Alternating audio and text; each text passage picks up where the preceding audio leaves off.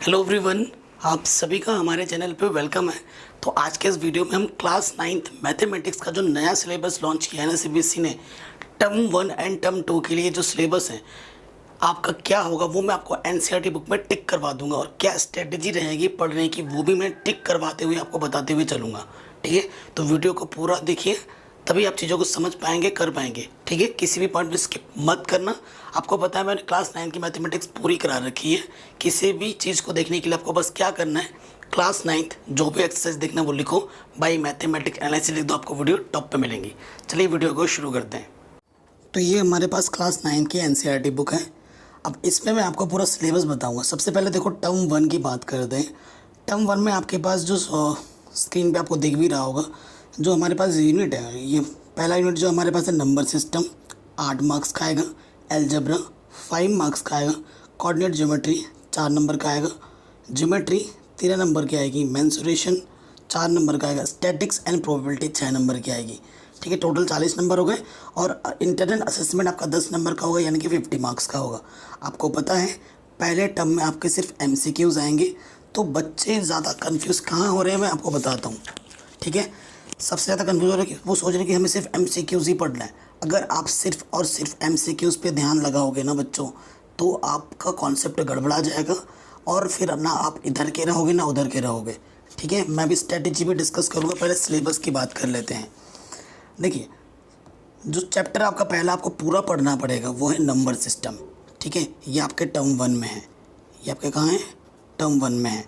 तो मैं क्या बोल रहा हूँ, ये जितने भी टॉपिक्स हैं, ठीक है, irrational number, real number, representation और ये operation on real number, law of exponential, ये सारे टॉपिक्स आपको पढ़ने पड़ेंगे। यानी कि पूरा फुल चैप्टर आपको पढ़ना चाहिए।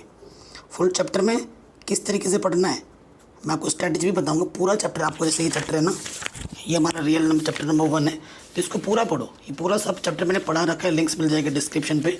ये पूरा पढ़ो। एनसीईआरटी क्वेश्चन जो भी है उनको लगाओ, एग्जाम्पल जो भी है उनको लगाओ। देखो, जब आपका पूरा चैप्टर क्लियर होगा ना, टॉपिक सारे क्लियर होंगे, एमसीक्यूज कहीं से भी आ जाए आप आराम से कर लोगे। और अगर आप नहीं मुझे तो सिर्फ एमसीक्यूज ही पढ़ना है क्योंकि एग्ज़ाम में एमसीक्यूज आने हैं, तो सिर्फ आप एमसीक्यू करोगे ना तो फिर कॉन्सेप्ट आपका डगमगा जाएगा। ऐसे प्रॉपर स्ट्रेटजी नहीं बना पाओगे। ठीक है, मेरा कहने का मतलब है जैसे आप तैयारी कर रहे थे वैसे ही तैयारी करो पूरी, लेकिन आपको कैसा रखना है, पूरा चैप्टर पढ़ो, लेकिन एमसीक्यूज की प्रिपरेशन ज़्यादा करनी है आपको। जैसे आपके पास आर डी शर्मा के पीछे बहुत सारे क्वेश्चन मिलते हैं, आर एस अग्रवाल पे बहुत सारे एमसीक्यूज मिलते हैं, एनसीईआरटी एग्जाम्पलर पे बहुत सारे एमसीक्यूज मिलेंगे। मैं पर्टिकुलर चैप्टर के एमसीक्यूज भी लेके आऊँगा, टेंशन मत लो।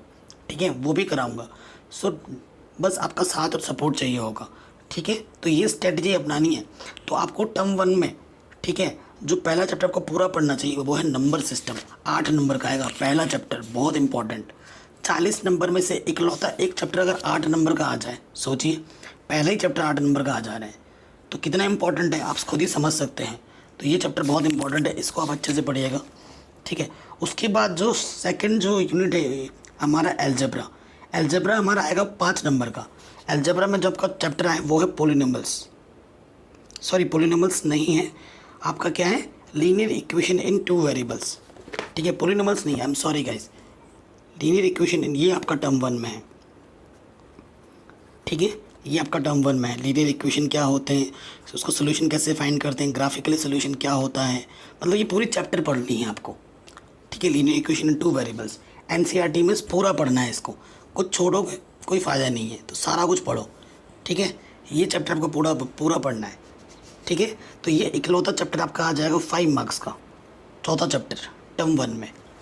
ठीक है, उसके बाद अगर हम बात करते हैं नेक्स्ट जो आपका यूनिट है वो है आपका कोऑर्डिनेट ज्योमेट्री।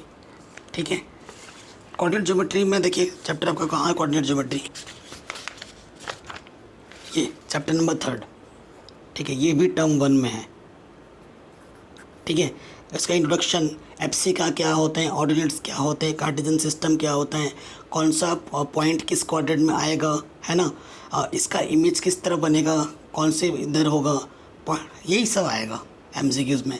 और मैं करा दूंगा chapter wise, unit wise MCQs में आपके लिए बना रहा हूँ, पीपीटी बना रहा हूँ, और वहाँ से देखना है। तो ये चैप्टर नंबर 3 जो है आपका, ठीक है, ये जो आपका चैप्टर नंबर 3 है, इसे आपको पूरा पढ़ना पड़ेगा, ये कोऑर्डिनेट ज्योमेट्री वाला चैप्टर। ठीक है, इस टाइप के जो क्वेश्चन है एनसीईआरटी इनको सबको लगाऊं और इस पर बेस्ड सारे एग्जाम्पल्स देखो, है ना। और भी मैं आपके लिए आर.डी. शर्मा के क्वेश्चन बना रहा हूँ एमसीक्यूज, और जब एमसीक्यूज में कराऊंगा ना बच्चों, वो पूरा फुल कॉन्सेप्ट के साथ कराऊंगा, टेंशन लेने की ज़्यादा ज़रूरत है नहीं। नेक्स्ट जो आपका ये है वो है ज्योमेट्री। ज्योमेट्री में आपको जो पढ़ना पड़ेगा वो है लाइन्स एंड एंगल्स। ये जो चैप्टर है पूरा पढ़ना पड़ेगा, बेसिक थ्योरम्स एंड डेफिनेशन, ठीक है, पेयर्स ऑफ, ये सारा मैंने पढ़ा रखा है। मैंने अभी अगर जब मैं वीडियो बना रहा हूँ ना, तो ये चैप्टर नंबर 7 तक मैंने पूरा पढ़ा रखा है, और जो नहीं पढ़ा है वो मैं पढ़ा दूँगा, ठीक है। ये चैप्टर में आपको पूरा पढ़ना पड़ेगा, सारे थ्योरम्स, सारे थ्योरम का प्रूफ आपको अच्छा आना चाहिए, उस पर बेस्ड क्वेश्चन आपको बनाने आने चाहिए।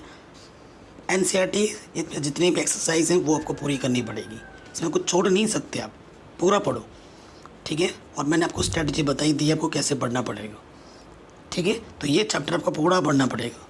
Chapter number 6 lines and angles, ये भी आपके टर्म 1 में है, टर्म 1 में ये मैंने लिख दिया यहाँ पर। उसके बाद जो अगला चैप्टर आपको पढ़ना पड़ेगा वो है ट्राइंगल्स, ठीक है। आपको क्या पढ़ना पड़ेगा? ट्राइंगल्स। ये चैप्टर मैं अभी पढ़ा रहा हूँ, 7.1 तक मैंने पढ़ा दिया है। तो इसमें जो थ्योरम है ना, जो थ्योरम आपको प्रूफ, जो थ्योरम है, देखो मैं तो कहूँगा प्रूफ तो नहीं आएगा, प्रूफ करने एमसीक्यूज़ का क्वेश्चन प्रूफ तो नहीं आएगा, लेकिन आपको सारे थ्योरम्स पढ़ने होंगे, सारे थ्योरम का मतलब क्या है, उस पर बेस्ड के क्वेश्चन कैसे होते हैं, कैसा उसका एप्लीकेशन है, किस तरीके के क्वेश्चन में वो मदद करता है, यानी कि पूरी की पूरी चैप्टर आपको पढ़नी पड़ेगी, सारे क्वेश्चन, सारे एग्जाम्पल, सारे थ्योरम, ठीक है। जैसे मैं ये चैप्टर 7 निकालूँ, 109 है, आपको बताता हूँ किस तरीके से पढ़ना है आपको। जैसे ये चैप्टर नंबर 7 है, तो कॉन्ग्रुएंस ऑफ ट्राइंगल्स क्या होता है, कॉन्ग्रुएंस किसे कहते हैं, ठीक है, इसके क्राइटेरिया क्या क्या हैं, जैसे SAS कॉन्ग्रुएंस रूल, ये सारे ऑक्सियम्स आपको पढ़ने पड़ेंगे, ठीक है। ये सारे ऑक्सियम्स, ये थ्योरम आपको अच्छे से आना चाहिए, तो इस तरीके से पढ़ना पड़ेगा, सारे एग्जाम्पल्स, ये SAS रूल क्या होता है, ये सब चीज़ पढ़नी पड़ेगी। सारे क्वेश्चंस करोगे ना तभी आपका कॉन्सेप्ट पूरा क्लियर हो पाएगा, अदरवाइज़ नहीं। तो आपको सब पढ़ के जाना पड़ेगा, ये नहीं कि MCQ आएगा तो ये क्वेश्चन नहीं करेंगे। जब इस टाइप के क्वेश्चन प्रैक्टिस नहीं करोगे ना तो आपका MCQs में दिमाग नहीं चलेगा, ये MCQs रटे हुए क्वेश्चन नहीं आएंगे आपको, आपका पूरा चैप्टर का कॉन्सेप्ट क्लियर होगा तभी आप MCQs बना पाओगे, कर पाओगे, ठीक है। उसके बाद जो यूनिट है आपका मेंसुरेशन, ठीक है, आपका क्या आएगा मेंसुरेशन, जिसमें चैप्टर नंबर 12 आएगा टर्म 1 में। तो चैप्टर नंबर 7 भी आपका टर्म 1 में आ गया, और फिर आएगा ये टर्म 1 में। सबसे मेन चीज़ तो ये फार्मूला लिखने के लिए आ जाएगा, ठीक है, हीरोइंस का फार्मूला, फिर एरियाज ऑफ ट्राइंगल बाय हेरी, ये वाला टॉपिक ये बहुत इंपॉर्टेंट है, इस पर क्वेश्चन तो आएगा ही आएगा, ठीक है। मैं आपको बता देता हूँ, एक्सरसाइज नंबर आपका हो जाएगा ये 12.1 या 2, कितना पेज नंबर है 200। मैं आपको दिखाता हूँ किस तरीके से पढ़ना है। जैसे ये area of triangle 1/2 base into height, ये तब लगाते हैं जब आपका ट्राइंगल राइट एंगल ट्राइंगल हो, मतलब यहाँ वाला एंगल 90 होता है, ठीक है। ये आपका हीरोइंस फार्मूला है, एरियाज ऑफ ट्राइंगल, ठीक है। जब 3 डिफरेंट साइंस आपके पास होते हैं उस पर बेस्ड क्वेश्चन, छोटे मोटे क्वेश्चन ही आएंगे, ज़्यादा बड़ा क्वेश्चन नहीं आएगा। जैसे एग्जाम्पल नंबर 1 हो गया, इस टाइप के छोटे मोटे क्वेश्चन आ सकते हैं, ठीक है। MCQs वाला है बेटा, ज़्यादा बड़ा नहीं आएगा, ठीक है। उसके बाद जो आपका चैप्टर आएगा टर्म 1 में वो है स्टैटिस्टिक्स, ठीक है। आपका क्या है स्टैटिस्टिक्स, देखिए ये चैप्टर आपका टर्म 1 में है पूरा। इसमें क्या है ना, बड़े बड़े क्वेश्चन नहीं आएंगे, छोटे मोटे क्वेश्चन, ठीक है। मैं आपको दिखा रहा हूँ किस टाइप के क्वेश्चन आ सकते हैं। मीन मीडियन मोड में रिलेशन आ सकता है, छोटे मोटा डाटा दे दिया होगा ग्रुप, उसका आपको क्या बताना पड़ेगा, मीन मीडियन मोड बताना पड़ेगा, ये स्टैटिक्स, ठीक है। जैसे कि मैं बता रहा हूँ फ्रीक्वेंसी टेबल बनानी पड़ेगी, ये एग्जाम्पल ऐसे दे रखा होगा डाटा, इसमें बताना पड़ेगा कि क्या होगा, है ना, मीन क्या होगा आपका। ये इस तरह का टेली बनाने के लिए आ सकता है कि इसमें कुछ मिसिंग टर्म हो कि यहाँ पर कितना होगा। मैं आपको MCQs करा दूंगा, डोंट वरी, ठीक है। छोटे मोटे क्वेश्चन आएंगे, ज़्यादा बड़े बड़े क्वेश्चन नहीं देखने। हिस्टोग्राम, ठीक है, हिस्टोग्राम आपका टेबुलर फॉर्म, ठीक है। उसके बाद जो बार ग्राफ्स होता है, ठीक है ना, ये सब बार ग्राफ्स बनाने आने चाहिए, हिस्टोग्राम बनाना आना चाहिए, ये सब इस टाइप के ग्राफ कैसे बनाते हैं, इसकी मदद से ऐसा दे रखा होगा कि कौन सा ग्राफ सही है, तो आपको बताना पड़ेगा मेरे, ठीक है। तो हर चैप्टर के मैं आपको टर्म 1 के हिसाब से मैं क्वेश्चन भी करा दूंगा। अभी तो फिलहाल हमारा जो मेन टारगेट है वो टर्म 1 का है, तो टर्म 1 में क्या स्ट्रेटेजी रहनी, किस तरह के क्वेश्चन आएंगे, वो मैं चैप्टर वाइज आपके वीडियो बना रहा हूँ, क्वेश्चंस को डिज़ाइन कर रहा हूँ। तो ये हमारा टर्म 1 का सिलेबस रहा। अब हम आते हैं टर्म 2 में। टर्म 2 में आपको पता है ये सारा क्वेश्चन जो आएगा ना, वो आपका आएगा सब्जेक्टिव क्वेश्चन, मतलब सॉल्व करने वाले, MCQs नहीं आएंगे। तो उनको कैसे करना वो मैं आपको बताता हूँ। टर्म 2 में देखिए आपके पास जो आपके स्क्रीन पर दिख रहा होगा, ठीक है, क्या क्या है, अलजेब्रा है, कंटिन्यूस मतलब आप सब्जेक्टिव प्रॉब्लम आएंगे। इस टर्म 1 में अलजेब्रा भी था आपके पास, ज्योमेट्री भी था, मेंसुरेशन भी था, लेकिन वहाँ पर हमारे MCQs वाली प्रॉब्लम आ रहे थे, छोटे छोटे प्रॉब्लम। लेकिन अब इस टर्म 2 में सारे बड़े बड़े प्रॉब्लम्स आएंगे, मतलब सॉल्व करने वाले प्रॉब्लम्स। वहाँ पर भी सॉल्व करके यहाँ से छोटे छोटे थे, लेकिन अब की बात थोड़े बड़े बड़े आएंगे। जैसे अलजेब्रा है, अलजेब्रा में पता कौन सा चैप्टर आएगा, पॉलिनॉमियल। ये चैप्टर आपका टर्म 2 में आएगा, तो इसे आपको पूरा पढ़ना पड़ेगा। इसमें कोई ऑब्जेक्टिव नहीं आएंगे, पूरा पढ़ो, पूरा चैप्टर पढ़ना पड़ेगा, सारे एक्सरसाइज, ठीक है। उसके बाद आपका आएगा ज्योमेट्री, यानी कि क्वाड्रिलेटरल्स, जो चैप्टर है आपका क्वाड्रिलेटरल्स, ये चैप्टर नंबर 8, ये आपका टर्म 2 में आएगा। पूरा पढ़ना पड़ेगा, इसमें कुछ छोड़ नहीं सकते, ठीक है। उसके बाद आपका सर्कल्स आएगा दूसरे जब टर्म 2 में, ये चैप्टर नंबर 10। और जो चैप्टर मैं मार्क नहीं करा रहा हूँ वो आपके डिलीटेड चैप्टर हैं, वो आपको पढ़ना नहीं है, ना टर्म 1 में पढ़ना है ना टर्म 2 में पढ़ना है, जो मैं मार्क नहीं करा रहा हूँ। उसके बाद कंस्ट्रक्शन, ठीक है, ये पूरा चैप्टर कैसे क्या बनाते हैं, कंस्ट्रक्शन चैप्टर आपका आ जाएगा टर्म 2 में। पूरा पढ़ना है, इसमें कुछ छोड़ना नहीं है कुछ भी, ठीक है। उसके बाद surface area and volumes, chapter number 13 term 2 में आ जाएगा, ठीक है। ये सारा कुछ क्लियर। और उसके बाद स्टैटिक्स एंड प्रोबेबिलिटी, मतलब प्रोबेबिलिटी आएगी आपकी, ये चैप्टर नंबर 15, ये आ जाएगा टर्म 2 में। ये चैप्टर 15 ये आपका टर्म 2 में आएगा, ठीक है। आशा करता हूँ सबको कुछ समझ में आ गया होगा कि क्या पढ़ना है क्या नहीं पढ़ना है। स्ट्रैटेजी में ऑलरेडी बता चुका हूँ, और चैप्टर वाइज मैं आपके लिए इंपॉर्टेंट ला रहा हूँ। पहले टर्म 1 का करेंगे, और जब टर्म 2 होगा, टर्म 1 जब आप एग्ज़ाम दे दोगे फिर टर्म 2 का देखेंगे, ठीक है।